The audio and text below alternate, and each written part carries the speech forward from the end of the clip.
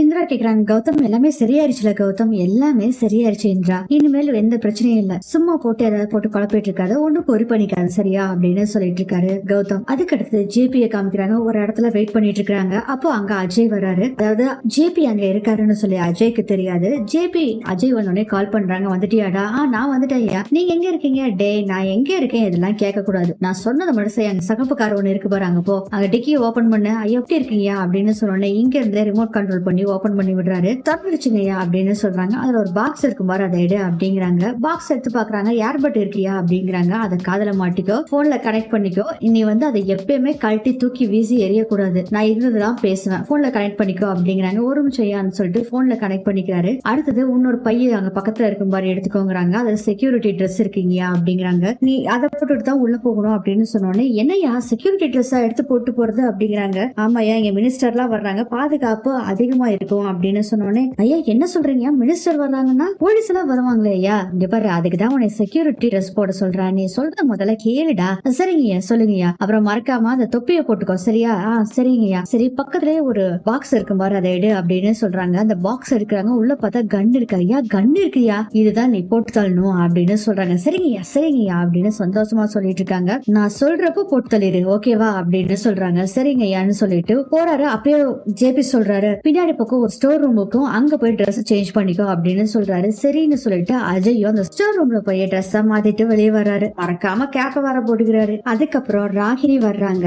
JP கிட்ட பேசிக்கிட்டு இருக்காங்க. நானும் எவ்வளவோ கஷ்டப்பட்டு அந்த குடும்பத்தை பிரிக்கிறேன், ஆனா கடைசியில மறுபடியும் ஒண்ணு சேர்ந்துடுறாங்க, நான் இப்ப என்னதான் பண்றது, எனக்கு ஒரே குழப்பமா இருக்கு அப்படின்னு சொல்றாங்க ராகினி. அதுக்கு இத்தனை நாள் நீங்க போராடிட்டு இருந்தது தனியா போராடிட்டு இருந்தீங்க, அதனாலதான் தோத்துக்கிட்டு இருந்தீங்க, ஆனா இப்ப அப்படி இல்ல, இப்போ நான் உங்க கூட இருக்கேன், இந்த ஜேபி கூட இருக்கேன், அதனால எதுவும் கவலைப்படாதீங்க. இங்க பாருங்க, என்ன நடந்தாலும் சரி, இந்த இந்திரா இருக்க பாருங்க, அந்த வீட்டுல ஒருத்தர் கிட்ட கூட நெருங்க விட மாட்டான், அந்த வீட்டுக்கு காவலா இருக்கிறதே அந்த இந்திரா தான், ஒருத்தர் மேல கூட ஒரு தூசியும் கூட பட விட மாட்டா, நீங்க ஒண்ணுமே பண்ண முடியாது, இந்திரா பத்தி ஃபர்ஸ்ட் தெரிஞ்சுக்குங்க அப்படின்னு சொல்றாங்க ராகினி. அதுக்கு ஜேபி சொல்றாரு, நீங்க சொல்றதுக்கு முன்னாடி இந்திரா பத்தி எல்லாமே நான் கேதர் பண்ணிட்டேன், அவளை பத்தியும் நான் புரிஞ்சுக்கிட்டேன், நீங்க கவலைப்படாதீங்க, இந்திராவை பாத்துக்கலாம் அப்படின்னு சொல்றாங்க. இந்திராவை மட்டும் முடிச்சா பத்தாது, அந்த ஒட்டுமொத்த வீடும் சந்தோஷத்துல இருந்து மாறணும், அவங்க எல்லாருமே கவலைப்படணும், அதனால அந்த காவியாவையும் சும்மா விடாதீங்க, அவளையும் போட்டு தள்ளிருங்க அப்படிங்கிற மாதிரி சொல்றாங்க. சரிங்க நான் பாத்துக்கிறேன், நீங்க போங்க அப்படின்னு சொல்றாங்க. இந்திராவையும் விட மாட்டேன், காவியாவையும் விட மாட்டேன் அப்படின்னு சொல்றாங்க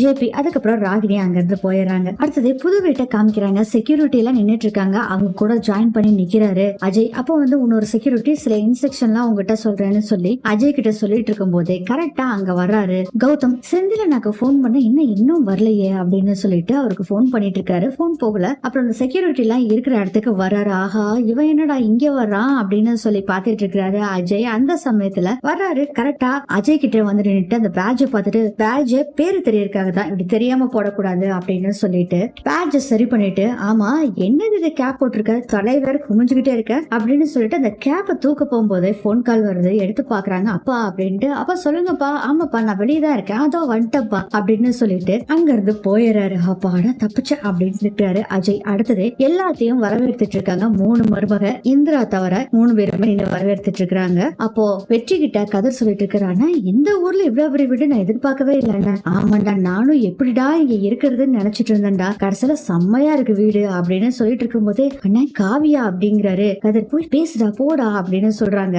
காவியாவும் பாக்குறாங்க. சுபா சொல்றாங்க போய் பேசு போ போ அப்படின்னு அனுப்பிச்சு விடுறாங்க. அப்படியே காவியா நிக்கிறாங்க. எப்படி உடம்பு எப்படி இருக்கு அப்படின்னு கேக்குறாரு கதிர். கதிர் வந்து கைய புடிச்சிட்டு I am fine Kavya, sorry அன்னைக்கு கொஞ்சம் ஓவரா தான் பேசிட்டேன் அப்படிங்கிறாங்க. விடுங்க விடுங்க, நல்ல நாள் அதுமா எதுக்கு இதை பேசிக்கிட்டு அப்படின்னு சொல்றாங்க காவியா. அதுக்கப்புறம் சுபா சொல்றாங்க, சரி நீங்க நின்னுட்டு இருக்காம உள்ள போ அப்படின்னு சொல்றாங்க. வா அப்படின்னு சொல்லி காவியாவை கூப்பிடுறாரு கதிர். அதுக்கப்புறம் நீங்களே எதுக்கு நின்னுட்டு இருக்கீங்க, நீங்களும் வாங்க எல்லாம் பூஜைக்கு போலாம், ஐயர் வந்துருவாரு அப்படின்னு சொல்றாங்க வெற்றியும். அதுக்கப்புறம் 3 மருமக இவங்க எல்லாரும் உள்ள போறாங்க. எல்லாரும் வந்து நிக்கும் போதே பாத்தீங்கன்னா ஜெயா வந்து ராமச்சந்திரன் கிட்ட சொல்றாங்க, எனக்கு என்னமோ பயமா இருக்குங்க, இந்த பூஜை ஒழுங்கா நடக்குமோ என்னமோ தெரியல அப்படின்னு சொல்லும் போதே, நான் இருக்கும் போது எதுக்கு பயப்படுறீங்க, அதெல்லாம் நல்லா நடக்கும் அப்படின்னு சொல்லி ஜேபி சொல்றாரு. இதுல வேற எம்பி வர்றாங்கன்னு வேற சொல்றீங்க அப்படின்னு ஜேபி சொன்னோடனே ராமச்சந்திரன் சொல்றாங்க, அது எங்க குடும்பத்துக்கு அவர் ரொம்ப வேண்டப்பட்டவரு, இது எல்லா விஷயம் எல்லாம் நல்லா நான் வச்சிருக்கோமா என்னன்னு பதட்டமா இருக்கு அப்படின்னு சொல்றாங்க. ஜேபி இருக்க பயமேன் எல்லாம் நான் பண்ணிக்கிறேன், நீங்க ஒன்னும் கவலைப்படாதீங்க அப்படின்னு சொல்றாரு. எல்லாம் கரெக்டா இருக்கணும் தெரிஞ்சுக்கணும், அவ்வளவுதானே, கணக்கு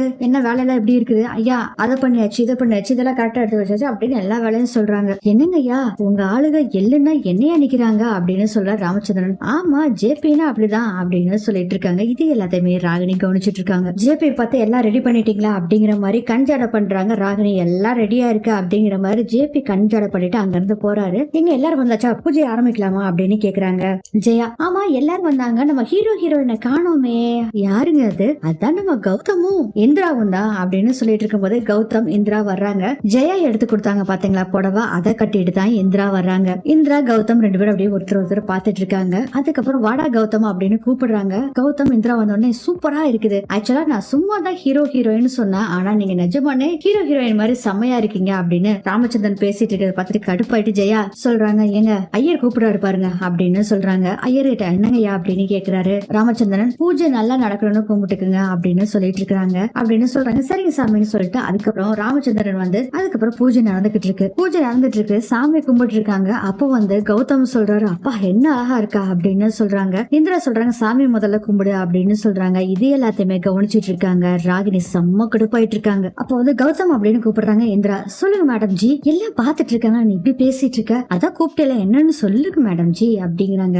என்ன கௌதம் இப்படியே பேசிட்டு இருக்காதா, சும்மா அப்படி இப்படின்னு பேசிட்டு இருக்க அப்படிங்கிறாங்க. நீ அழகிதானா, நான் சொன்னதுல என்ன தப்பு இருக்கு அப்படின்னு சொல்றாரு கௌதம். கௌதம் இங்க வா அப்படின்னு சொல்லிட்டு உனக்கு ஒரு சர்ப்ரைஸ் நான் வச்சிருக்கேன் அப்படின்னு சொல்றாங்க. என்னது சர்ப்ரைஸா அப்படிங்கிறாங்க. சத்தம் போடாத கௌதம் அப்படின்னு சொல்றாங்க. சரி சரி அது என்னன்னு சொல்ல அப்படிங்கிறாங்க. அதான் சர்ப்ரைஸ்னு சொல்லிட்டுல அப்புறம் என்னன்னு சொல்ல முடியும் அப்படின்னு சொல்றாங்க. இந்திரா ப்ளீஸ் சொல்லு இந்திரா, அதெல்லாம் சொல்ல மாட்டேன் அப்படிங்கிறாங்க. இந்திரா சொல்லு இந்திரா, நீ முதல்ல சாமி கும்பிடு அப்படின்னு சொல்றாங்க இந்திரா. அதுக்கப்புறம் தம்பதிகள் ரெண்டு பேரும் வந்து உட்காருங்க அப்படின்னு சொல்றாங்க. ராமச்சந்திரன் ஜெயா ரெண்டு பேரும் வந்து உட்காடுறாங்க. பூஜை பண்ண போகும்போதே காவியாவை பாக்குறாங்க. அம்மா காவியா ஏன் காவியா நீ நின்னுட்டு இருக்க, போய் உட்காரு போமா அப்படிங்கிறாங்க. அத்தை இல்லத்த நான் உட்காரல, இங்க இதெல்லாம் நடக்கிறத பாக்குறேனே அத்தை அப்படின்னு சொல்றாங்க. சம்மந்தி என்ன சம்மந்தி, நீங்க போய் காவியா உட்கார சொல்லுங்க சம்மந்தி அப்படின்னு ஜெயா சொல்றாங்க. ஏ காவியா போய் உட்காருடி, இங்க நிக்க வேணாண்டி அப்படின்னு சொல்றாங்க. அவங்க அம்மாவும் இவங்க மாட்டேன்னு சொல்லிட்டு இருக்கும் போதே இந்திரா சொல்றாங்க, அத்தை நான் வேணா சேர் எடுத்துட்டு வந்து அக்காவை உட்கார வைக்கிறேன் அப்படின்னு சொல்றாங்க. இந்திராவை பார்க்காம சரி அப்படின்னு சொல்லி தலையாட்டுறாங்க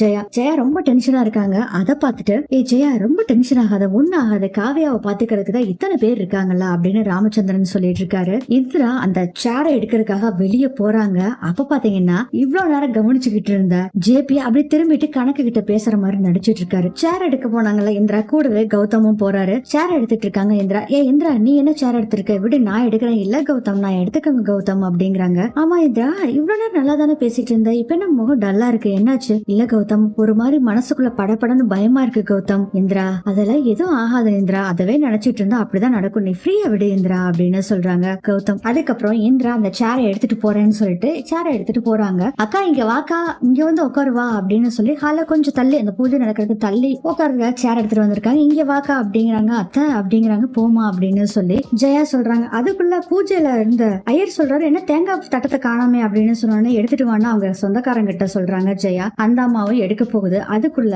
நம்ம காவியா வந்து இந்திரா கிட்ட வர்றாங்க. அக்கா நீ இங்கேயோ உட்காந்துக்குக்கா அப்படின்னு சொல்லிட்டு இருக்கும் போதே பாத்தீங்கன்னா அந்த சொந்தக்காரமா தேங்காய் தட்டை எடுத்துட்டு வந்தது டப்புன்னு அந்த சேரை தூக்கிட்டு தான் இந்திரா பேசிட்டு இருப்பாங்க. அந்த சேர்ல அடிச்சோடனே அந்த சேர் போய் காவியா மேல இடிக்குது. காவியா அப்படியே மல்லாக்கா விழுகுறாங்க. சேர் அப்படியே தூக்கி போட்டுட்டு இந்திரா அப்படியே பிடிக்கிறாங்க, அப்படியே உட்காந்துடுறாங்க கீழே. ஆனா அதுக்குள்ள என்ன ஆகுதுன்னா கால்ல வேற அடிபட்டுருது. இந்த சத்தத்தை கேட்டுட்டு விழுந்தடிச்சு பூஜையில இருந்தவங்க எல்லாரும் ஓடி வர்றாங்க. அப்படியே கீழே உட்காந்துட்டு காலை புடிச்சிட்டு உட்காந்துருக்காங்க. காவியா என்னாச்சுமா என்னாச்சு அப்படின்னு சொல்லி பதறி போய் ஜெயா கேட்டுக்கிட்டு இருக்காங்க. காலை புடிச்சிட்டு வலி வலின்னு சொல்லிட்டு இருக்காங்க காவியா. இதோட இந்த எபிசோட் முடியுது.